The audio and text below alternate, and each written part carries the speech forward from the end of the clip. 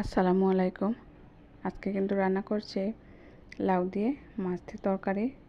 বাচ্চাদের জন্য রান্না করব, বাচ্চারাও পছন্দ করবে আশা করছি। ঝাল কম দিয়ে রান্না করছি।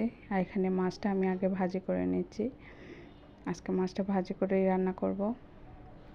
তো এখানে কিন্তু মশলা দিয়ে মেখে তারপরে মাছটা আমি ভাজি করে নিয়েছি। ভাজি করে এই যে মাছটা উঠিয়ে নিচ্ছি।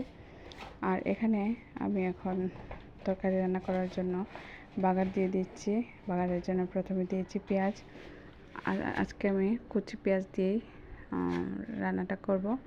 তো মশলাটা কষিয়ে নিয়েছিলাম, আমি কষিয়ে নিয়ে এখানে লাউটা আমি দিয়ে দিয়েছি। লাউটা আসলে কচি ছিল, খুব বেশি নরম ছিল লাউটা। তো এখানে কিন্তু লাউ দিয়ে আমি কষিয়ে নিয়েছি। এই যে কষিয়ে নিচ্ছি আমি, এখানে কিন্তু পানি দিয়ে নেই, লাউ থেকেই পানি বের হচ্ছে। তো লাউটা কিন্তু সিদ্ধ হয়ে গিয়েছিলো খুব তাড়াতাড়ি। তারপরে এখানে আমি মাছ এড করে দিয়েছি। মাছ এড করে এই যে আরও 1 মিনিটের মতো জাল করেই কিন্তু আমি তরকারিটা রেডি করে নিচ্ছি। ঝাল কিন্তু আমি একেবারেই দেই নাই বলতে গেলে। আর লাউ কিন্তু একটু কম ঝাল দিয়েই খায় সবসময়, আমি দেখেছি। তো এই তো রেডি হয়ে গিয়েছে আমার লাউয়ের তরকারি। কেমন হয়েছে জানাবেন। সবাইকে অনেক অনেক দুপুরের শুভেচ্ছা। ভালো থাকবেন সবাই।